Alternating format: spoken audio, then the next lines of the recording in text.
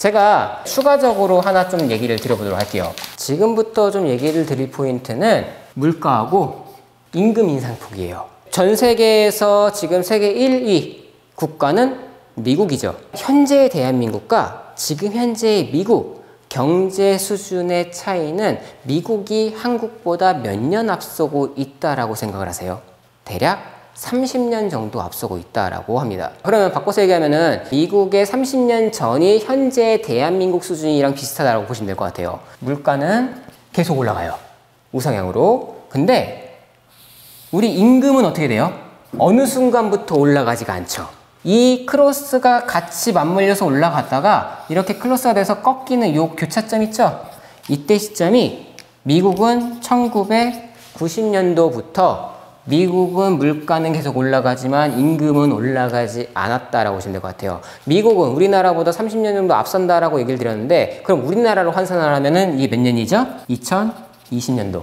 즉 우리나라 같은 경우에는 2020년도 이후부터 임금의 상승폭보다 물가를 따라갈 수가 없게끔 꺾이기 시작을 했어요.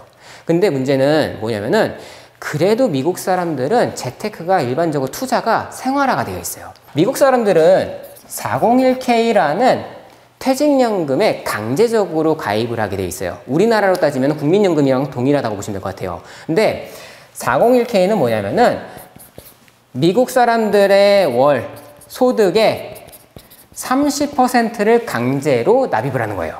근데 401k는 어디에 투자를 하나요? 미국의 S&P에다 투자를 해요.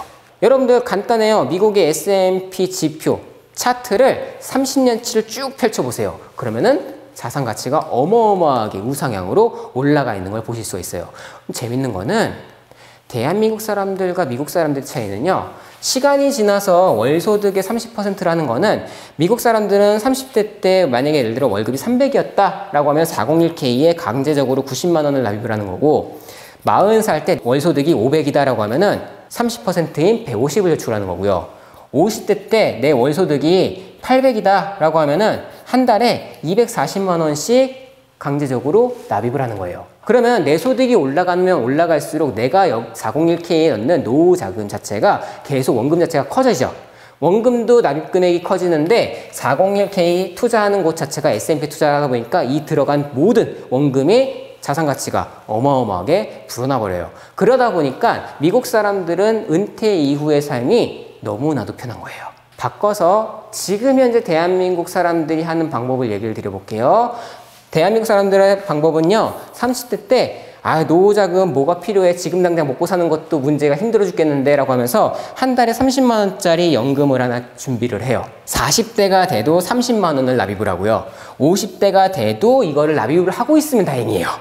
대다수의 개인들이 준비하는 이러한 연금성 금융상품들은 기본적으로 납입기간 한 10년 정도만 납입을 하고 난 이후에는 사람들이 납입을 하지 않고 워낙 살아가면서 들어가는 비용들이 많다 보니까 오히려 전부 다 비용으로 쓰면서 살아가는 게 대한민국의 현실이다라고 보시면 될 것 같아요.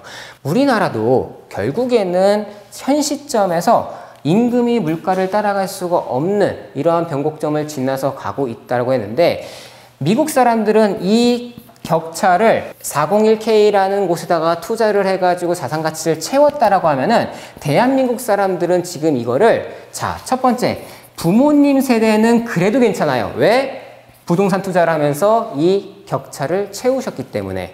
문제는 현재 2030, 40들이 살아가는데 이 부동산은 더 이상 채울 수가 없는 자산이 돼버리다 보니까 가장 최악 맞벌이로 채웁니다. 둘이서 일을 하셔가지고 소득을 부족한 것들을 채워버리는 거예요. 그러면은 맞벌이가 되는 순간 아기를 낳을까요? 안 낳을까요? 안 낳죠.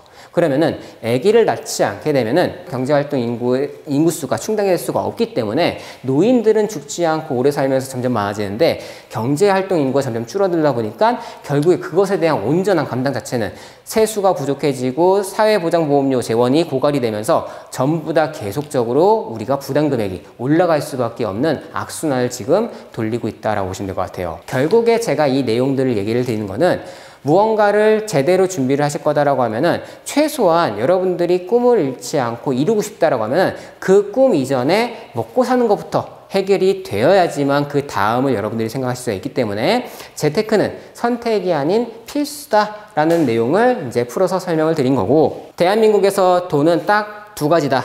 첫 번째, 앞에서 얘기를 드렸던 재테크를 잘 하시면 되시고요. 두 번째, 내가 현재 벌고 있는 소득 자체를 올리시면 되세요.